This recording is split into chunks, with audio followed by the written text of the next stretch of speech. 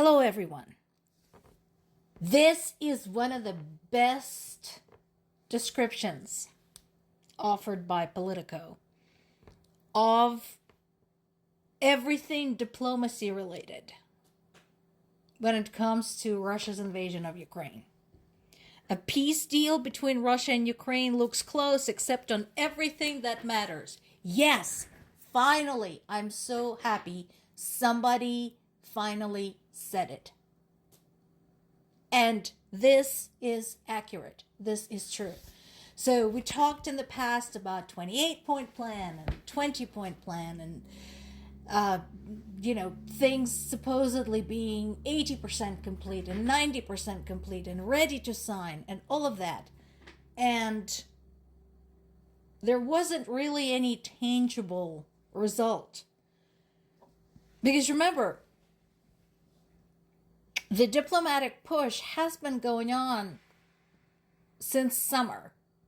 This latest one. Remember, there were other ones in the past, but this particular one has been going on since about July. And yet, what we're seeing is the situation in Ukraine is worse than ever because Russia continues indiscriminate attacks against Ukrainian civilians. So, I am so happy that Politico had summarized it the way they did. So pop over, grab this article, and read it. Now, we talked about the negotiations that took place in Abu Dhabi, and Zelensky, following that, said that he's ready to meet again this weekend. So a lot of people saw this as an encouraging sign, but let us not forget the major points of contention.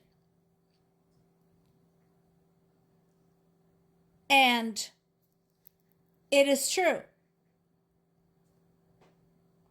The most sensitive issues are still unresolved. Territory.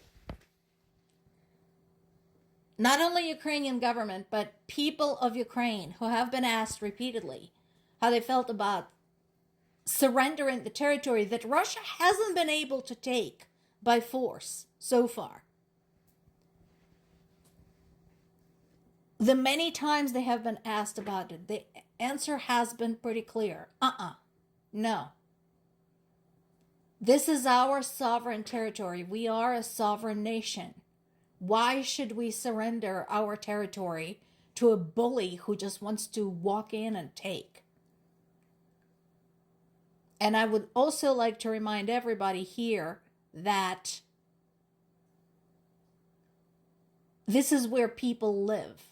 For those who say, well, why not surrender the territory to save lives? And, first of all, where's the guarantee that more lives won't be lost once Russia gets comfortable? Because they would be getting away with basically invading another country and committing war crimes there.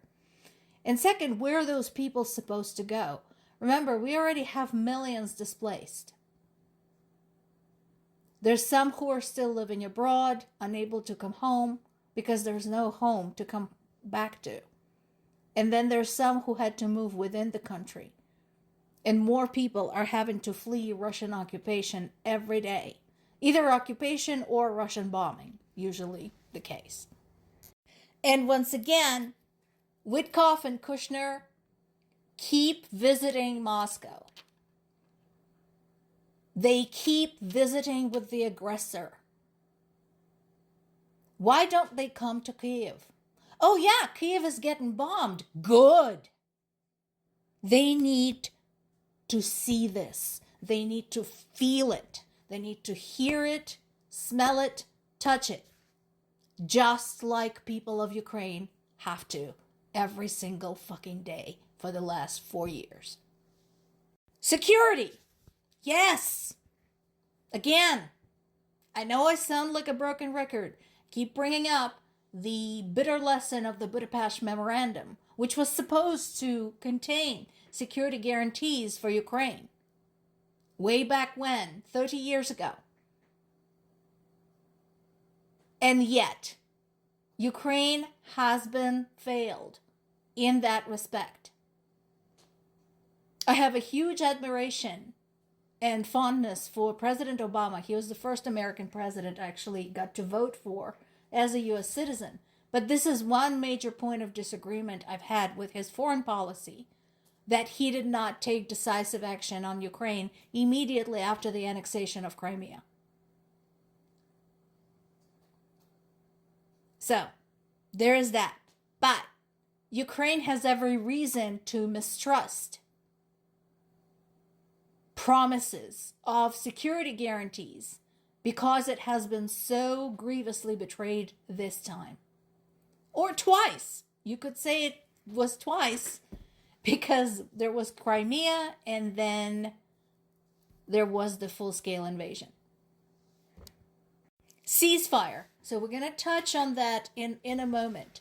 But again, the preposterous notion that no, ceasefire is not worth it is just Russia's way of basically continuing to do what they're already doing. Because, they're pounding Ukrainian civilians now, they want to continue pounding them later. Nothing short of surrender is satisfactory to them on their own terms. And again, I want to remind everybody, it's not just about the territory. It's not just about, letting them keep the territory they have already invaded. It's giving them additional territory that they haven't been able to invade. And it's also not holding them responsible for any reparations or any war crimes committed during this war. So of course they don't want a ceasefire. That would be a step in the right direction. Why bother? Now, there has been one thing. So this is not prisoner exchange. This is the exchange of the bodies. So Russia and Ukraine were able to agree to carry out the latest exchange of the casualties. Russia handed back 1,000 bodies of Ukrainian soldiers. And Ukraine returned the bodies of 38 Russian soldiers. Now, 38 sounds low. I wonder if it's more and, Russia is just not admitting it. We'll see. But there is still the question of prisoners, of course. And I mentioned this before. Our own family member has been a POW in Russian custody for over a year now. A year and a month. We've had 2 letters from him brought to the family by the Red Cross, for which we are deeply grateful. So, there is that. And then, of course, there is the question of the 19,000 kidnapped Ukrainian children. I don't even know how that return will be orchestrated, if ever. By the way, that is not anywhere in any of the peace plans. Not that I know of. Now, this is, going back to the question of the ceasefire. So, Trump says Putin had agreed to halt pounding on Ukraine's energy infrastructure. Basically, Trump claims to have personally asked Putin to stop freezing Ukrainian people to death since they're having such a harsh winter. And according to him, Putin said he would stop bombing Kyiv for something like 10 days or 1 week. However, neither Russia or Ukraine are confirming any of that. So, again, considering there has been no formal agreement, nothing signed, no witnesses present, I'd have to see it to believe it. More to come.